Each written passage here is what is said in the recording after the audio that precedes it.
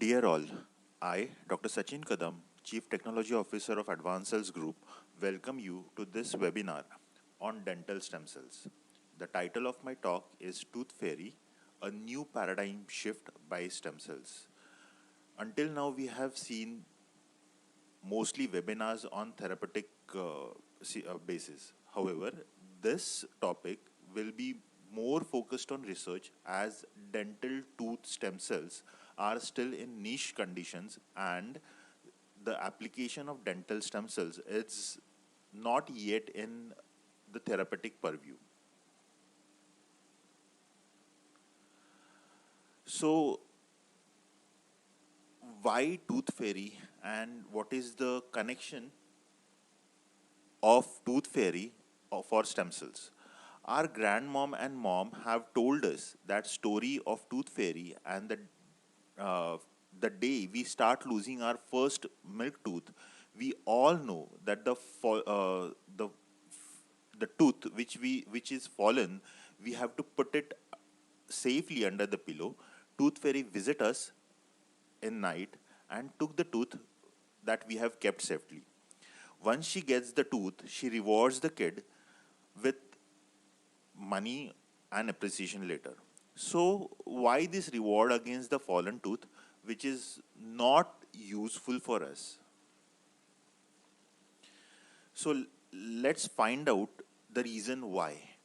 The tooth is comprised of distinct tissue, including the outer mineralized enamel layer, the adjacent mineralized dentin layer, the dental pulp containing blood vessels, nerves, and the most importantly, stem cells or a mesenchymal tissue containing stem cells. The root structure comprised of dentin, cementum, and periodontal ligaments which secure teeth to underlying alveolar bone. And dental pulp is a mesenchymal tissue and contains stem cells. It's the most important part of the uh, tooth for us. So till now we have seen the stem cell is gaining more and more importance. Until the early 2000, stem cells research and its application looks like more of a science fiction. But as research evolved, these science fictions turned into science facts. If we see, people have started gaining more curative effect from stem cells, like when stem cells were implanted into human stem cells, they have a healing effect in eyesight, and this study was done in Japan.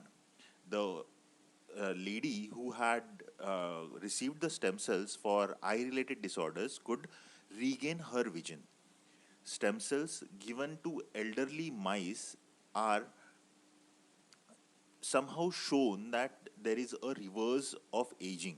So the mice, which was supposed to live for 21 days, lived for 71 days. This means if the same kind of therapy we do it in human being, this will be like 80-year-old human being can live up to 200 years. We always see many newspaper news wherein athletes have used stem cells for curative purpose. A human athlete with a partial or non retracted ACL repair can now avoid reconstructive surgery, and instead of he can regrow their own ligament using stem cells. So thus stem cell is proving to be a fact than more of a fiction. So I have already mentioned what these stem cells are. So let's again see what these cells are. So these stem cells, we call them as mother cells of the body. These cells have a specialty during their division. They have an ability to continuously divide themselves and differentiate into various other kind of cells. Even when they divide, their division is asymmetrical. That means they can give rise to their own progeny as well as simultaneously they can give rise to differentiated cells. So, uh, I have mentioned that stem cells have the ability to differentiate into various types of organs. This slide shows that these stem cells can self renew themselves and they can differentiate into various lineages or different organs like neuronal organs, neuronal tissues, hepatocytes, that is liver tissues, fibroblast, skin fibroblast, then muscles, adipose tissues, fat, etc. When we are talking about stem cells are mainly categorized into two, embryonic stem cells and adult stem cells. Embryonic stem cells are derived from embryos, whereas adult stem cells are those stem cells which are present in each and every organ of adult human being.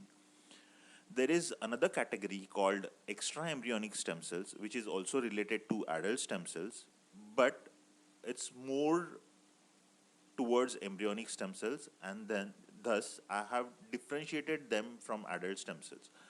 The tissues such as placenta, amnion, amniotic membrane, umbilical cord blood are categorized into this category. These extra embryonic stem cells have high potential for stem cells, and the stem cells derived from them shows a very good differentiation ability. Recently, there is another category is introduced in stem cells, and that is induced pluripotent stem cells.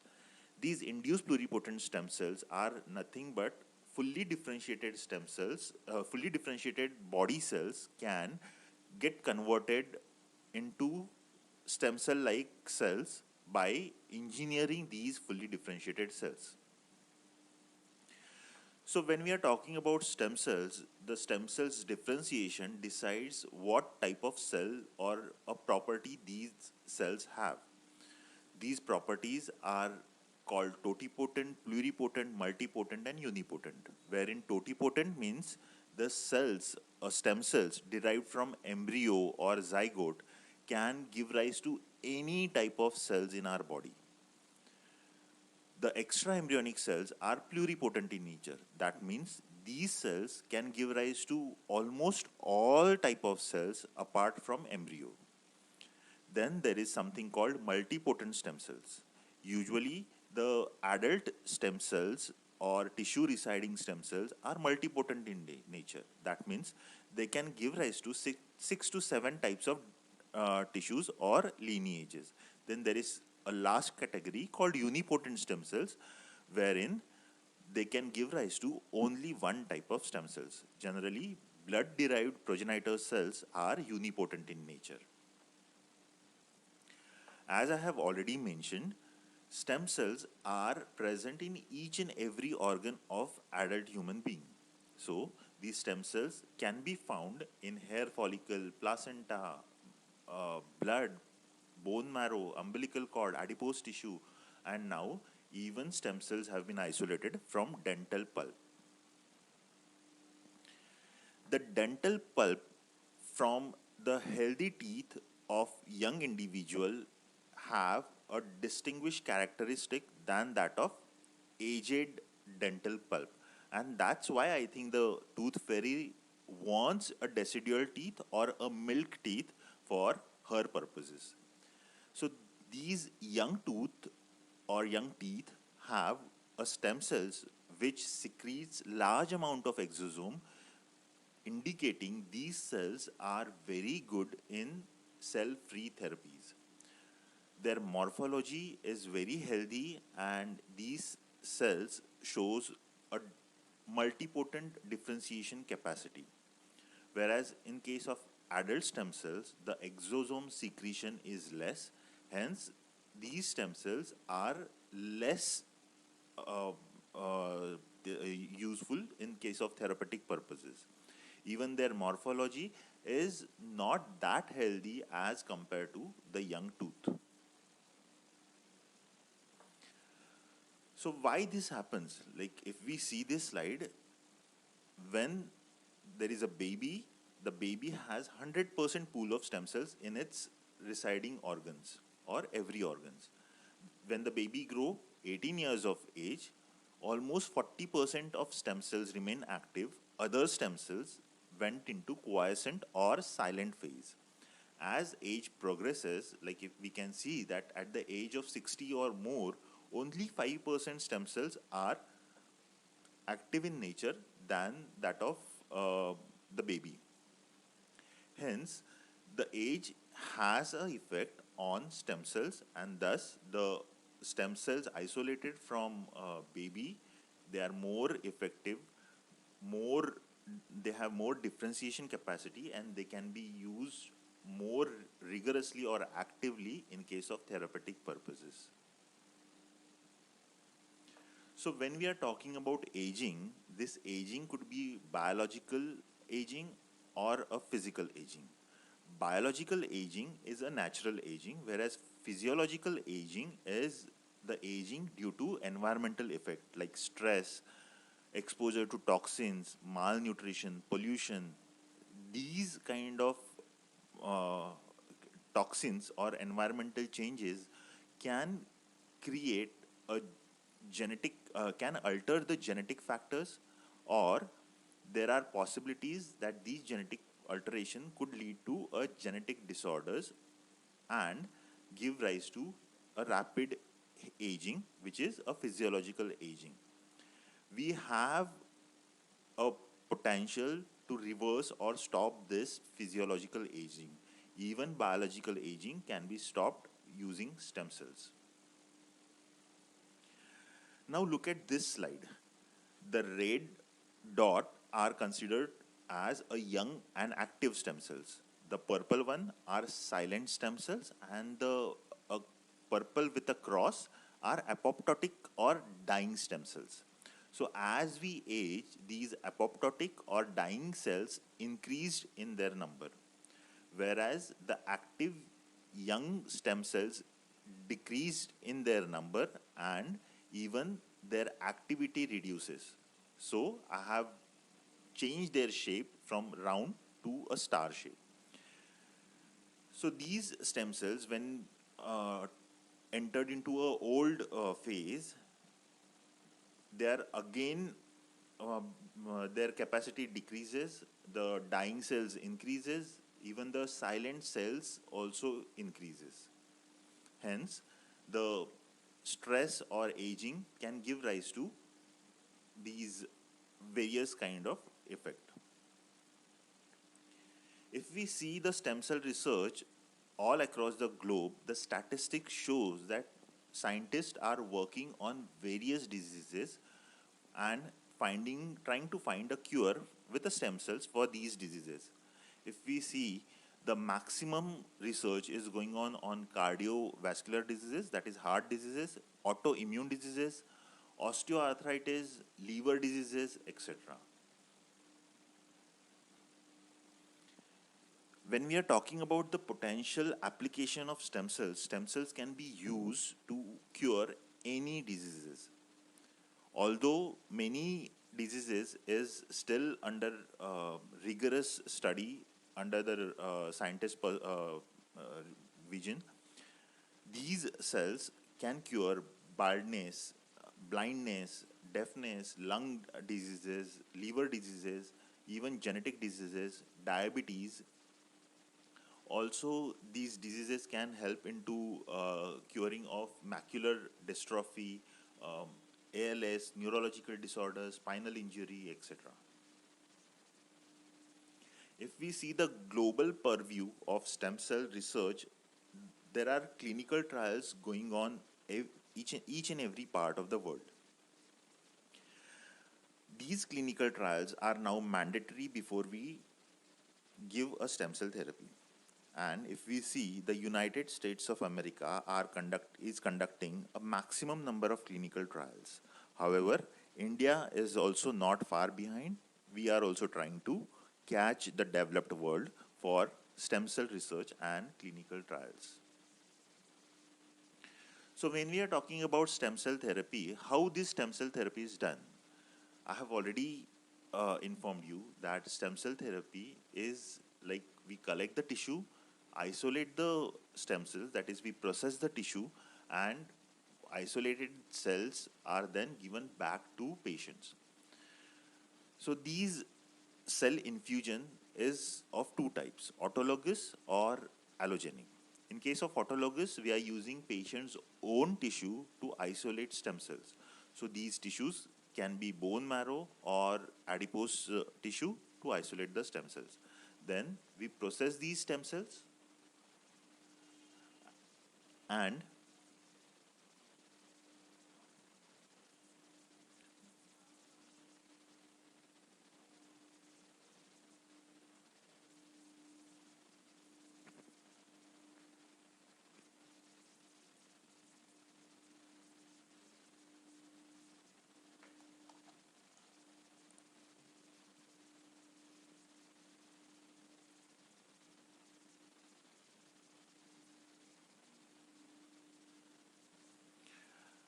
after processing, we give these cells or infuse these cells back to the patient. In case of allogenic stem cells are from some other human being are given to the patient. So allogenic stem cells are mainly derived from umbilical cord, Wharton's jelly portion. And after isolating stem cells from these umbilical cord, which are from healthy donor, these cells are administered to a diseased patient.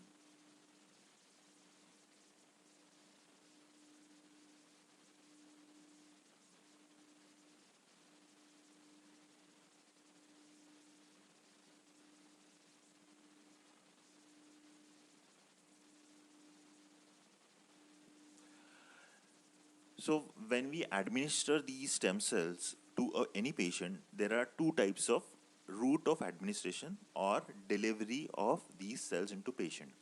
Systemic delivery and local delivery. In case of systemic delivery, we administer these cells locally or we give these cells directly into the diseased area. Wherein in case of systemic, we give them into arteries and veins, and in case of local delivery, we directly give these cells into patient's targeted organ. So when we give these cells to any patient, the stem cells go and reside into that particular organ, which is a diseased organ. We call this as a homing of cells. Then once these cells home into that particular disease organ, they start performing their functions and the cells differentiate themselves into the diseased into a healthy cells and start replacing those disease cells. We call these as a plasticity. And engraftment is the symbiotic interaction with the patient's body. That means these cells, after differentiation, replace these disease cells and start growing like the patient's own cells in that particular organ. So we call this as an engraftment. Now coming to the stem cells derived from dental tissue.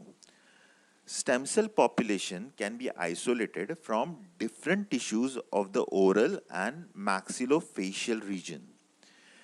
They are stemmed from different developmental stage of the tooth. Around 8 unique population of dental tissue derived mesenchymal stem cells have been isolated and characterized so far by scientific people. These sources are alveolar bone-derived mesenchymal stem cells, dental follicle progenitor cells, dental pulp stem cells, gingival mesenchymal stem cells, periodontal ligament stem cells from the apical part of the human dental papilla, stem cells from human exfoliated decidual teeth, and tooth germ progenitor cells. Of these, the dental pulp stem cells and stem cells from human exfoliated decidual teeth are considered as the best source for dental stem cells. So we know that what tooth fairy does. So tooth fairy has collected the tooth, and now that tooth she's carrying with her, and the tooth she gets that tooth to the laboratory, wherein the scientists start characterizing or testing this tooth for its healthy nature. Once the scientists find out that the tooth is healthy, the isolation of stem cell process starts. So in laboratory, what we do is we cut this tooth into two equal halves and expose the dental pulp. This dental pulp is then taken out and we mince into very small pieces and put them into a growth medium, or which is a food for these cells. There is another method wherein after extraction of dental pulp, we subject them to enzymatic digestion so as to get a single cell suspension, which single cells then put into a medium, which again is a growth factor or a food for these stem cells. After putting them into these medium, cells start growing in that medium and they divide themselves or they duplicate their number. Once we achieve the desired number, we use them for therapeutic purpose. So if you see how these stem cells look underneath the microscope. So the first panel here shows that the dental pulp and the cells they are starting coming off from these dental pulp. We call these as a explant culture. So as day progresses, more and more cells comes out of the dental tissue and we get the dish full of stem cells. Where in enzymatic digestion, we don't have a tissue in the dish. What we have is a single cell suspension, which then these cells grow and completely occupy the surface present inside the dish. Once we get these cells, we have to characterize them, or we have to identify whether whatever cells we have isolated, they are stem cells or they are some other kind of cells.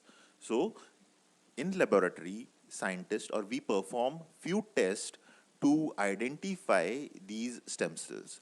So as we are aware, like when we are talking about the blood has Rh factor on its, blood cells has Rh factor on its surface, like Rh positive, Rh negative, A positive, A negative, or AB, O, etc. Similarly, every cells have a characteristics marker on their surface, and these markers are like CD73, CD90, CD13, etc. for mesenchymal stem cells. So we find out whether these markers are present on these isolated cells. If they are present on these on the surface of these cells, that confirms that whatever cells we have isolated, they are mesenchymal stem cells in nature. At the same time, we also study the HLA-DR marker present on these cells. HLA-DR decides whether the HLA or a cell typing is necessary for that person when we do the stem cell therapy. There is another method called a microscopic method for determination of stem cells nature, and a characteristics structure present in these mesenchymal stem cell nature after a specialty staining called immunomicroscopy. We find out that these cells have smooth muscle actin, nestin, desmin, vimentin, etc. markers on the cell surface and in the cytoplasm. That confirms that whatever isolated cells, these cells are mesenchymal stem cells in the nature. As I have already mentioned, like, when we grow these stem cells and then these cells differentiate themselves into different lineages. So this differentiation capacity one can even test inside the laboratory. If we provide cells with a specific differentiation cocktail or growth food, they start differentiating into the desired lineage. That lineage could be bone, neuron, pancreas, fat, etc. So even we study this lineage differentiation inside the lab. So we do the differentiation of these cells into fat cells, that is adipogenesis lineage, osteogenic, that is bone, chondrogenic, that is cartilage, and neuronal lineage. So we differentiate these cells using a differentiation cocktail medium, and then we confirm that differentiation by staining underneath the microscope. Now coming back to the dental pulp, these dental pulp, after isolating stem cells from the dental pulp, these stem cells have shown that they can be useful in many therapeutic applications. However, angiogenic potential and neurological potential, neuroregenerative potential, is found to be more in case of dental pulp than any other cells. Hence, in future, these cells can really be used for neurological disorders or blood-related disorders. Even scientists are trying to recreate the artificial tooth, wherein they are trying to create the dentin, that is the outermost layer of the tooth. In this particular slide, I'm just focusing on some research paper wherein scientists have created the dentin layer of the tooth using stem cells. Not just stem cells, they have also used something called a scaffold or biomaterial. These scaffolds or biomaterials have a supporting properties wherein stem cells can grow on them and then can start differentiating into desired lineages. This is another study wherein scientists are trying to show that the routine root canaling, wherein doctor removes the live portion of the tooth, nerves, blood vessels, and filled it with a dead portion or dead cementing agent and put the cap. Now, stem cells can be used to generate these dead tissue or differentiate these dead tooth into a live tooth. And this particular study is recently been published in journal called ACS Journal. The study was conducted in New Jersey Institute of Technology. What they have done is, instead of cementing agent, they have used something called hydrogel, wherein these hydrogel have a characteristics of differentiating stem cells or attracting these stem cells and differentiating them into blood vessels and even a dental pulp. So these stem cells comes and they start differentiating into dental pulp. Even same has been observed in the laboratory. So in the petri dish, when these cells were grown with the hydrogel, it has been observed that they produce a calcium phosphate. So what they have done, they have filled these dental gap rather than cementing agent. They have filled with this hydrogel containing stem cells, and what they have found is they have regenerated that tooth or created a live tooth in place of dead tooth. And scientists have also applied for a patent which is pending, and the study, they are going to conduct these study now in large animal and see whether that potential is there or not. Then there is something called a 3D printing, where the scientists are printing 3D tooth inside the laboratory. These 3D printed tooth are then they are using stem cells to grow on these scaffold, and these scaffolds then grow into various different layers of tooth, and one can have a live tooth growing inside the petri dish. This live tooth then can be used for transplantation purposes. In our laboratory, we are continuously doing a research wherein we have recently produced a scaffold for a bone regeneration. This scaffold is produced by a method called electrospinning technology.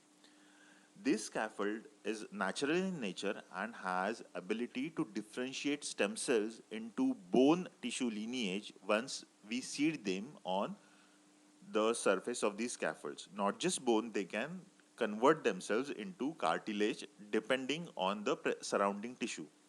So what we have done is, you can see here in the first picture, the patient is suffering with a gingival recession, wherein he has lost his gingiva completely, and he was unable to get cure uh, for this particular diseases. So what we did is, in picture B, you can see the scaffold. It's a paper-like structure on which we seed these stem cells, and these scaffolds were then placed into the gingival recession area. You can see that into picture C.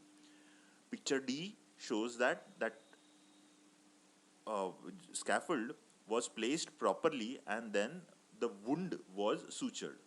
The last picture, the F, panel F, shows that after 2 months, the gingiva, which was not been able to heal properly, it's completely healed.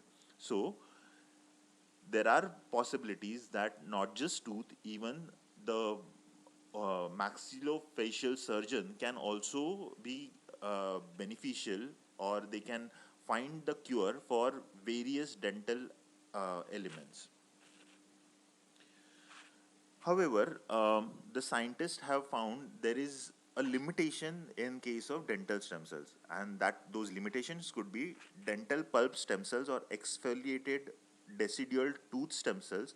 They are not available throughout the patient's lifetime. Then the uh, banking these dental pulp stem cells or decidual stem cells is a time consuming, costly, and it has a limited clinical application.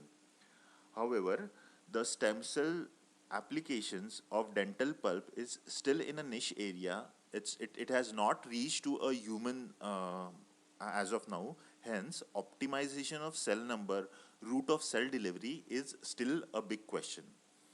Again, if we are isolating these cells from, say, a diseased tooth, there are chances that some viral or bacterial disease can get transmitted from healthy tooth to from diseased tooth to a healthy tooth. So, in nutshell, let's see what we have learned today. The stem cells is a experimental stem cell therapy. Experimental therapy. Stem cells, they are now categorized as a drug, and clinical trials are mandatory before we go into stem cell therapy. Every organ and tissue of the body has its own pool of stem cells. All type of stem cells can be used for treatment.